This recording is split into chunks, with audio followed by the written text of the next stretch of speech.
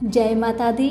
मेरे सभी प्यारे दोस्तों, मैं लक्ष्मी शर्मा बड़ों को चरण स्पर्श, छोटों को प्यार और बराबर वालों को दिल से नमस्कार करती हूँ।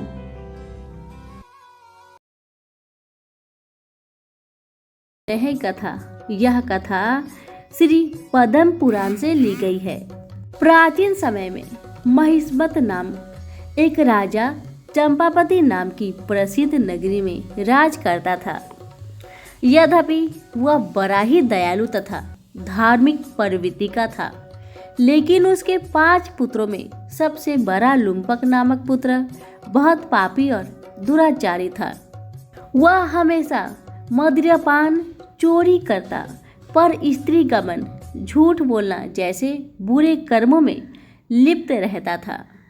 इस दुर्गुणों के कारण वह शीघ्र ही पिता की बहुत सी संपत्ति नष्ट कर बैठा। ब्राह्मणों देवताओं की निंदा करना, कुसंग में लिप्त रहना उसका मुख्य काम था। समझाने का जब उस पर कोई असर ना हुआ तो राजा ने परेशान होकर उसे अपने राज्य से बाहर निकाल दिया। लुम्पक ने निर्जन वन में जाकर एक पीपल के वृक्ष के नीचे झोपड़ी बनाकर रहना शुरू कर दिया। वहां भी वह अपने दुष्कर्मों में लिप्त रहा। पौष मास की 10वीं को जब अधिक ठंडा मौसम हो गया तो ठंड के कारण नंगे बदन रात भर वह कांपता रहा और भूखा रहने के कारण सुबह को बेहोश हो गया। इस दिन सफला एकादशी थी। दोपहर के बाद जब उसे थोड़ा होश आया तो लड़खड़ाते हुए वह भूमि पर पड़े फलों को बटोरने लगा। तब तक रात हो गई। सब फलों को बटोर के पीपल के वृक्ष की जड़ में उसने रख दिया और दुखी होकर रोते हुए भगवान से प्रार्थना करने लगा, हे ईश्वर, आज तक मैंने अनेक दुष्ट कर्म करके बहुत से पाप किए हैं, लेकिन अब मैं आपसे प्रतिज्ञा करता हूँ कि सारे दुष्कर्म छोड़कर सत्कर्म करूँगा और धर्म का अनुसरण करूँगा। उसके सच्चे हृदय से की गई प्रार्थना का असर यह हुआ कि भगवान मधुसूदन ने उसे अपने व्रत का जागरण माना और फलों से सफला के व्रत का पूजन समझा।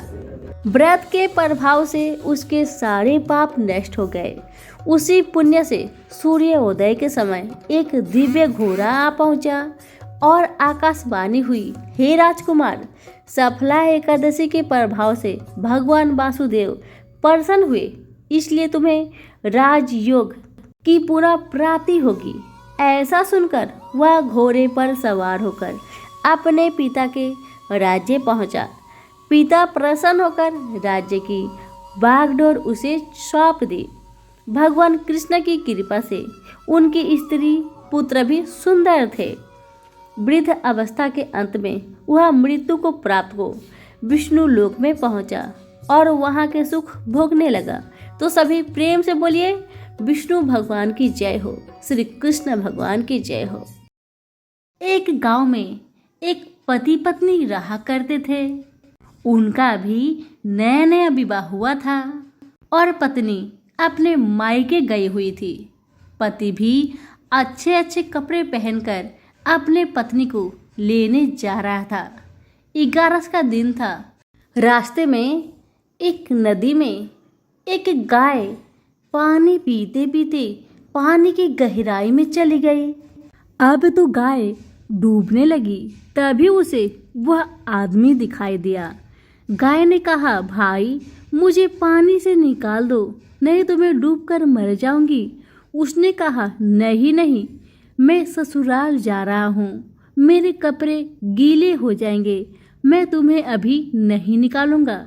गाय ने कहा, 11 का दिन है, मुझे बचाओगे तो तुम्हें पुण्य मिलेगा। गाय के बहुत कहने पर भी उस आदमी ने गाय को नहीं बचाया। गाय डूबने लगी और डूबते डूबते उस गाय ने उस आदमी को श्राप दिया कि 24 घंटे के अंदर तुम गधा बन जाओगे। इतना कह के गाय डूब गई। अब वह आदमी अपने ससुराल पहुंचा और जल्दी जल्दी अपने पत्नी को ले जाने लगा। ये देखकर ससुराल वाले कहने लगे, दामाद जी इतने दिनों के बाद आए हैं, कुछ दिन तो ठहर जाए। लेकिन दामाद नहीं माना। अपनी पत्नी को सारी कहानी अकेले में सुनाकर अपने पत्नी के साथ जल्दी जल्दी अपने घर को आने लगा। और जैसे ही घर पहुंचा, 24 घंटा बीता, वैसे ही पति गधा बन गया। अब तो दोनों पति पत्नी घर से बाहर निकलना बंद कर दिए थे, क्योंकि पति तो गधा बन गया था। इसी कारण पत्नी दरवाजा खिड़की बंद करके अपने घर में रहा करती थी। जितना भी घर में अनाज था, सारा अनाज कुछ दिन में ही समाप्त हो गया। अब पेट चलाने के लिए घर से बाहर निकलना भी बहुत जरूरी था। तो पत्नी ने अपने पति से कहा, सुनिए जी, मैं घर के बाहर जा रही हूँ, कुछ काम काज करूँगी, कुछ पैसा आएगा तो अनाज लेकर आऊँगी। गदहा रूपी पति ने कहा, मैं भी तुम्हारे साथ जाऊँगा। अब गदहा और पत्नी दोनों जन साथ साथ घर के बाहर निकल पड़े काम की खोज में। चलते चलते एक ऐसा गांव में पहुंचते हैं जहां पर वहां के राजा एक कुआं खुदवा रहे थे। उसी जगह वह पत्नी काम करने लगी। अपने सर पे बालू मिट्टी टोकरी में रखकर ले जाया करती। हर दिन ऐसे ही करती। ये देखकर गांव वाले सभी को, राजा को बहुत हैरानी हुई कि इसके पास गधा है, फिर भी ये बालू मिट्टी अपने सर पर रखकर ले जा रही है। अपने गधा की पीठ पर क्यों नहीं रखती? इसी कारण से राजा ने उस महिला को बुलवाया और पूछा कि तुम इस गधा के ऊपर बालू मिट्टी क्यों नहीं रख के ले जाती, अपने सर पर क्यों रखकर ले जाती हो? तब उस महिला ने कहा, ये गधा गधा नहीं, असलियत में ये तो मेरे पति देव है। उस महिला ने सारी कहानी राजा को सुना दी। राजा ने बड़े बड़े पंडितों से, विद्वानों से पूछा कि इस गधे को गाय के शराब से किस प्रकार मुक्ति मिलेगी। तब सभी विद्वानों ने कहा, जो कोई भी 11 का व्रत करता हो और अपने 24/11 का व्रत का फल इसे दे दे तो ये गधा फिर से इंसान बन जाएगा। अब राजा ने पूरे गांव में ढिंढोरा पिटवा दिया कि जो भी लोग 11 का व्रत करते हैं वो मेरे महल में आ जाए, उसे बहुत सारा धन दौलत और अनेकों इनाम दिया जाएगा। तभी एक ब्राह्मणी राजा के महल में आती है और कहती है, महाराज मैं 11 का व्रत करती हूँ। और राजा ने सारी गाय की कहानी उस महिला को सुनाई। तो उस महिला ने कहा, ठीक है महाराज, मैं अपनी 24 एकादशी का व्रत का फल इस गधे को दे दूंगी। और उस महिला ने हाथ में जल लेकर एकादशी माता का नाम लेकर संकल्प करके उस पानी को जैसे ही उस गधे पे छींटा मारा, वैसे ही वो गधा पुनः इंसान बन गया। यह देखकर दोनों पति पत्नी बहुत खुश हुए और राजा ने भी अपने पूरे नगरी में ढिंढोरा पिटवा दिया कि सभी लोग 11 का व्रत करें। और राजा भी 11 का व्रत करने लगे और 11 के व्रत के प्रभाव से सभी नगर वाले राजा सुखी रहने लगे। श्री कृष्ण भगवान जी का वचन है कि जो प्राणी इस गर्भ गीता का सद्भावना से विचार मनन करता है, सो पुरुष फिर गर्भवास में नहीं आता। अर्जुनो वाच, हे कृष्णा भगवान, यह प्राणी जो गर्भ विषय आता है सो किस दोष को करके आता है? हे प्रभु जी, जब यह जन्मता है, जब इसको जरा आदि रोग लगते हैं, फिर मृत्यु होती है। हे स्वामी, वह कौन सा कर्म है जिसके करने से जन्म मरण से रहित होवे? श्री भगवानो वाच, हे अर्जुन, यह मनुष्य जो है सो अंधा मूर्ख है और संसार के साथ प्रीति करता है। यह पदार्थ मैंने पाया है और वह मैं पाऊंगा, ऐसी चिंता इस प्राणी के मन में उतरती नहीं। 8 पहर माया को ही मांगता है। इन बातों को करके बार बार जन्मता और मरता है। वह गर्भ विषय दुख पाता रहता है। अर्जुनोवाच, हे श्री कृष्ण भगवान, यह मन हाथी की न्यायी है। तृष्णा इसकी शक्ति है। यह मन तो 5 के बस में है। काम, क्रोध, लोभ, मोह और अहंकार, इन 5 में अहंकार बहुत बली है। ये कौन सा यत्न है जिससे मन बस में होए। वैसे ही मन रूपी हाथी को बस में करने के लिए ज्ञान रूपी अंकुश है। अहंकार से यह जीवन नरक में पड़ता है। अर्जुनोवाच, हे भगवान, जो एक तुम्हारे नाम के लिए वन खंड में फिरते हैं, एक वैरागी हुए, एक धर्म करते हैं, इनको कैसे जाने। जो वैष्णव है वो कौन है। श्री भगवानोवाच, हे अर्जुन, मेरे ही नाम के लिए वनों में फिरते हैं, वह सन्यासी कहते हैं। एक सिर पर जटा बांधते हैं, एक अंग पर भस्म लगाते हैं। उनमें हम नहीं, क्योंकि इनमें अहंकार है। इससे मेरा दर्शन दुर्लभ है। अर्जुनोवाच, हे भगवान, वह कौन सा पाप है जिससे स्त्री की मृत्यु हो जाती है। वह कौन सा पाप है जिससे पुत्र मर जाता है। और नपुंसक कौन से पापों से होते हैं। श्री भगवानोवाच, हे अर्जुन, जो किसी से कर्जा लेता है और देता नहीं, इस पाप से औरत मरती है। और जो किसी की अमानत रखी हुई पचा लेता है, उनके पुत्र मर जाते हैं। जो किसी का कार्य किसी के गोचर आए पड़े और वह जवानी कहे कि मेरा तेरा कार्य सबसे पहले कर दूंगा, जब समय आए उसका कार्य न करे, इस पाप से नपुंसक होता है। ये बड़े पाप है। अर्जुनवाच, हे भगवान, कौन से पाप से मनुष्य सदैव रोगी रहता है। किस पाप से गधे का जन्म पाता है, स्त्री का जन्म तथा टट्टू का जन्म क्यों कर पाता है, और बिल्ली का जन्म किस पाप से होता है। श्री भगवानोवाच, अर्जुन, जो भी मनुष्य कन्यादान करते हैं और इस दान में मूल्य लेते हैं, वे दोषी हैं। वे मनुष्य सदा रोगी रहते हैं। जो विषय विकार के वास्ते मदिरा पान करते हैं, वे टट्टू का जन्म पाते हैं। और जो झूठी गवाही भरते हैं, वह औरत का जन्म पाते हैं। जो रसोई बना के पहले आप भोजन कर लेते हैं और पीछे परमेश्वर को अर्पण करते हैं, तो वे बिल्ली का जन्म पाते हैं। और जो मनुष्य अपनी झूठी वस्तु दान करते हैं, औरत का जन्म पाते हैं, वह गुलाम औरती होती है। अर्जुनोवाच, हे भगवान, कई मनुष्यों को आपने स्वर्ण दिया, सो उन्होंने कौन सा पुण्य किया है। और कई मनुष्यों को आपने हाथी घोड़ा रथ दिए हैं, उन्होंने कौन सा पुण्य किया है। श्री भगवानोवाच, हे अर्जुन, जिन्होंने स्वर्ण का दान किया है, उनको हाथी घोड़े वाहन मिलते हैं।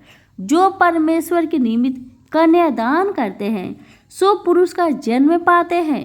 अर्जुनोवाच, हे भगवान, जिस पुरुषों के अंदर विचित्र शरीर है, उन्होंने कौन सा पुण्य किया है। किसी 2 के घर संपत्ति है, कोई विधवान है, उन्होंने कौन सा पुण्य किया है। श्री भगवानोवाच, हे अर्जुन, जिन्होंने अन्न दान किया है, उनका सुंदर स्वरूप है। जिन्होंने विद्या दान किया है, वह विद्वान होते हैं। जिन्होंने संतों की सेवा की है, वह पुत्रवान होते हैं। अर्जुनोवाच, हे भगवान, किसी को धन से प्रीति है, कोई स्त्री से प्रीति करते हैं, इसका क्या कारण है, समझाकर कहिए। श्री भगवानोवाच, हे अर्जुन, धन और स्त्री सब नाश रूप है, मेरी भक्ति का नाश नहीं है। अर्जुनोवाच, हे भगवान, यह राजपाट किस धर्म के करने से मिलता है। विद्या कौन से धर्म करने से मिलती है? श्री भगवानोबाच, हे अर्जुन, जो प्राणी काशी जी में निष्काम भक्ति से तप करते हुए देह त्यागते हैं वह राजा होते हैं, और जो गुरु की सेवा करते हैं सो विद्यावान होते हैं। अर्जुनोवाच, हे भगवान, किसी को धन अचानक बिना किसी परिश्रम से मिलता है, सो उन्होंने कौन सा पुण्य किया है? श्री भगवानोवाच, हे अर्जुन, जिन्होंने गुप्त दान किया है उनको धन अचानक मिलता है। जिसने परमेश्वर निमित्त पराया कार्य संवारा है वह मनुष्य रोग से रहित होते हैं। अर्जुनोवाच, हे भगवान, कौन सा पाप से आंवली होती है और कौन से पाप से गूंगे होते हैं और कौन से पाप से कुष्ठी होती है? श्री भगवानोवाच, हे अर्जुन, जो आदमी नीच कुल की स्त्री से गमन करते हैं सो अम्ली होते हैं। जो गुरु से विद्या पढ़कर मुकर जाते हैं सो गूंगे होते हैं। जिन्होंने गौ घात किया है वे कुष्ठी होते हैं। अर्जुनोवाच, हे भगवान, जिस किसी पुरुष की देह से रक्त का विकार होता है किस किस पाप से होता है? और कोई दरिद्र होते हैं, किसी को खरक वायु होती है, और कोई अंधे होते हैं तो कोई पंगुल होते हैं, सो कौन से पाप से रहित होते हैं? और कई स्त्रियां बाल विधवा होती है, यह किस पाप से होती है? श्री भगवानोवाच, हे अर्जुन, जो सदा क्रोधवान रहते हैं उन्हें रक्त विकार होता है। जो मलिन रहते हैं वह सदा दरिद्री होती है। जो कुकर्मी ब्राह्मण को दान देते हैं उनके खरक वायु होती है। जो पराई स्त्री को नंगी देखते हैं, गुरु की पत्नी को कुदृष्टि करते हैं, सो अंधे होते हैं। जिसने गुरु और ब्राह्मण को लात मारी है सो लंगड़ा हुआ पंगुला होता है। जो औरत अपने पति को छोड़कर पराये पुरुषों से संग करती है सो बाल विधवा होती है। अर्जुनोवाच, हे भगवान, तुम पर ब्रह्मा हो, तुमको नमस्कार है। आगे मैं तुमको संबंधी जानता था, परंतु अब मैं ईश्वर रूप में जानता हूँ। हे परम ब्रह्मा, गुरु दीक्षा कैसी होती है सो कृपा कर मुझको कहो। श्री भगवानोवाच, हे अर्जुन, तुम धन्य हो, तुम्हारे माता पिता भी धन्य हैं जिनके तुम ऐसे पुत्र हो। हे अर्जुन, सारे संसार का गुरु जगन्नाथ, विद्या का गुरु काशी, चारों वर्णों का गुरु सन्यासी है।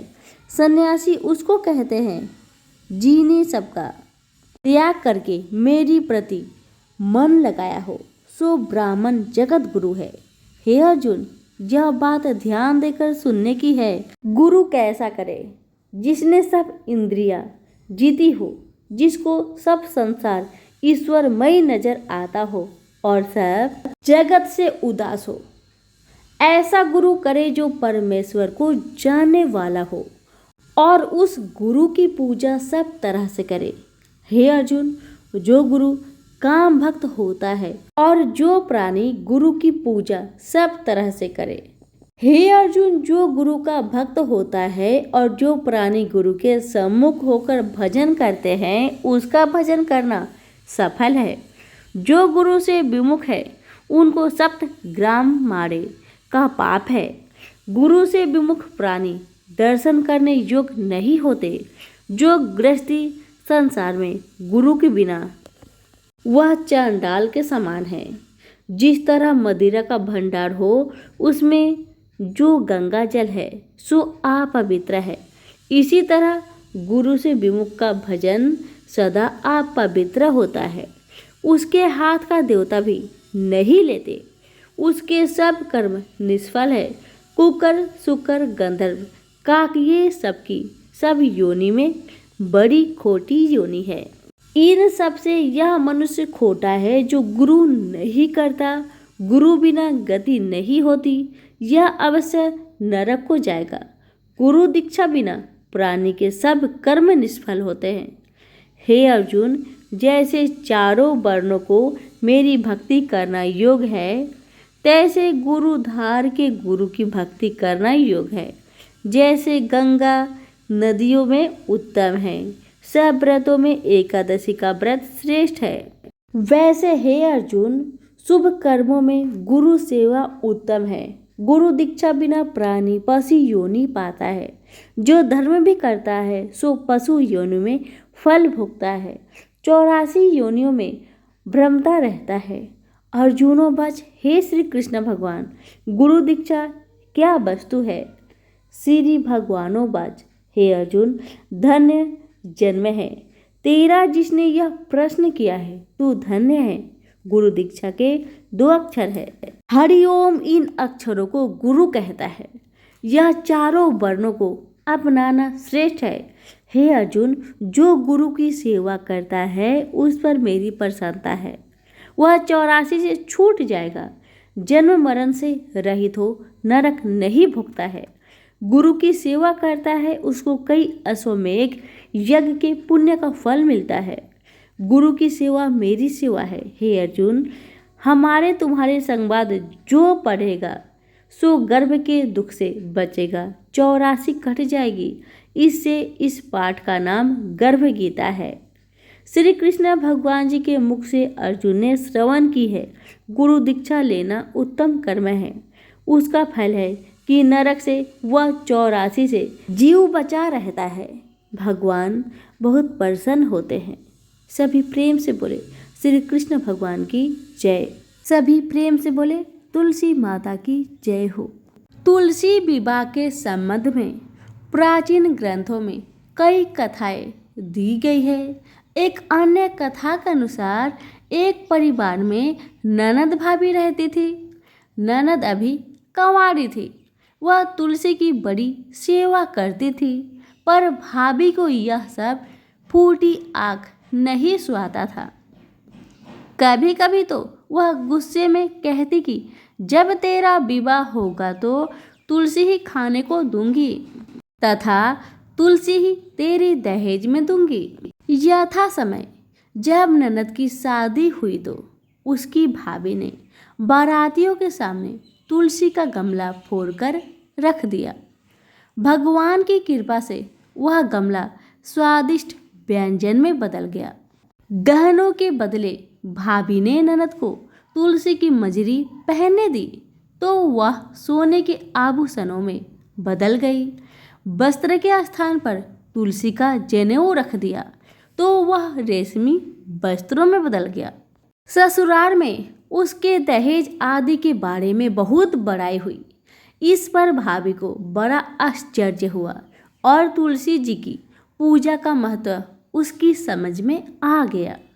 भाभी की एक लड़की थी। वह अपनी लड़की से कहती कि तू भी तुलसी की सेवा किया कर, तुझे भी बुआ की तरह फल मिलेगा। पर लड़की का मन तुलसी की सेवा में नहीं लगता था। लड़की के विवाह का समय आया तो भाभी ने सोचा जैसा व्यवहार मैंने अपनी ननद से किया उसी के कारण उसे इतनी इज्जत मिली, क्यों ना मैं अपनी लड़की के साथ भी वैसा ही व्यवहार करूं। उसने तुलसी का गमला फोड़कर बारातियों के सामने रख दिया, परंतु इस बार मिट्टी मिट्टी ही रही। मंजरी व पत्ते भी अपने पूर्व रूप में ही रहे तथा जनेऊ जनेऊ ही रहा। सभी बाराती भाभी की बुराई करने लगे। ससुराल में भी सभी लड़की की बुराई कर रहे थे। भाभी ननद को कभी घर नहीं बुलाती थी। भाई ने सोचा मैं ही बहन से मिलाऊं। उसने अपनी इच्छा पत्नी को बताई तथा सौगात ले जाने के लिए कुछ मांगा। भाभी ने थैले में ज्वार भरकर कहा, और तो कुछ है नहीं, यही ले जाओ। वह दुखी मन से चल दिया। भला बहन के घर कोई ज्वार लेकर जाता है। बहन के नगर के समीप पहुंचकर उसने एक गौशाला में गाय के सामने ज्वार का थैला उलट दिया। तब गौपालक ने कहा, ए भाई, सोना मोती गाय के आगे क्यों डाल रहे हो? भाई ने उसको सारी बात बता दी तथा सोने मोती लेकर प्रसन्न मन से बहन के घर गया। बहन बड़ी प्रसन्न हुई। सभी प्रेम से बोलिए तुलसी माता की जय हो, गणेश जी की जय हो। एक समय की बात है, एक बार भगवान गणेश एक बालक का रूप धारण करके पृथ्वी पर आते हैं और भक्तों की परीक्षा लेने की बात मन में सोचते हैं कि कैसे भक्तों की परीक्षा ली जाए।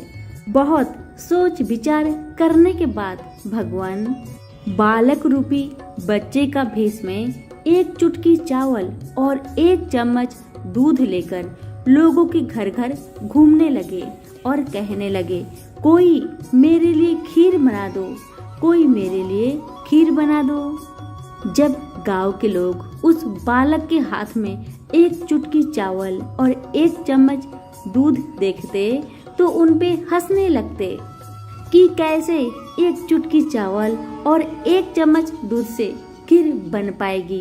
बस यही सोचकर गांव वाले हंसते उनकी बातों पर। बहुत भटकने के बाद भी किसी ने खीर नहीं बनाई।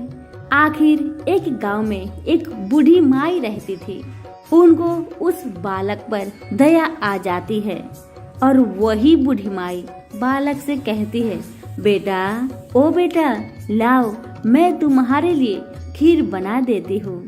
तब भगवान रूपी बालक कहने लगे, माई तुम अपने घर से बर्तन लेकर आओ, मैं अपना हाथ में चावल और दूध लेकर आया हूँ, तुम इसी से खीर बना कर दो तभी मैं खाऊंगा। बालक की बातें सुन बूढ़ी माई घर के अंदर से एक छोटी सी कटोरी लेकर बाहर आती है। उस कटोरी के देखकर बालक कहते हैं, माई इस कटोरी से क्या होगा, तुम अपना घर का सबसे बड़ा सा बर्तन लेकर आओ, मैं उसी में डालूंगा दूध और चावल।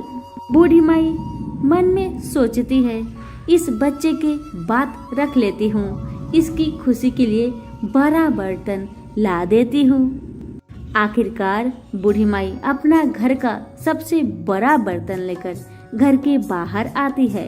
अब बालक रूपी भगवान उसमें चावल और दूध को डालना शुरू करते हैं। देखते ही देखते वह बर्तन भर गया। उसके बाद भी चुटकी भर चावल और चम्मच में भरा दूध खत्म नहीं हुआ।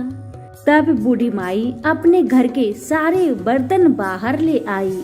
जब सारे बर्तन भर जाते हैं लेकिन चुटकी भर चावल और चम्मच में भरा दूध खत्म नहीं होता है, तब बालक बुढ़िया से कहते हैं कि वह खीर बनाने के लिए सामग्री को चूल्हे पर चढ़ा दे तथा गांव में जाए और सबको खाना खाने के लिए निमंत्रण देकर आए, और जब खीर बन जाए तो मुझे बुला लेना। इतना कहकर भगवान वहाँ से चले गए और बूढ़ी माई वैसा ही करती है जैसा बालक ने कहा था। अब बूढ़ी माई के घर सारे गांव के लोग आते हैं और खीर खाकर चले जाते हैं, लेकिन उसके बाद भी खीर बची रहती है। तब बूढ़ी माई उस बालक से पूछती है, अब ये खीर का क्या करना है? तब बालक रूपी भगवान गणेश कहने लगे, इस खीर को घर के चारों कोनों में बर्तन सहित उलटकर ढक दो। और बूढ़ी माई ने बिल्कुल ऐसा ही किया, और जैसे ही सुबह होती है बूढ़ी माई वह बर्तन को उठाकर देखती है तो बर्तन के नीचे हीरे मोती नजर आने लगे। अब बूढ़ी माई गणेश जी की सारी लीला को समझ जाती है। इस तरह जैसे भगवान गणेश ने बूढ़ी माई पर कृपा बनाई, वैसे ही हम सब भक्तों पर अपनी कृपा बनाए रखे। सभी प्रेम से बोले गणेश जी महाराज की जय हो। धन्यवाद।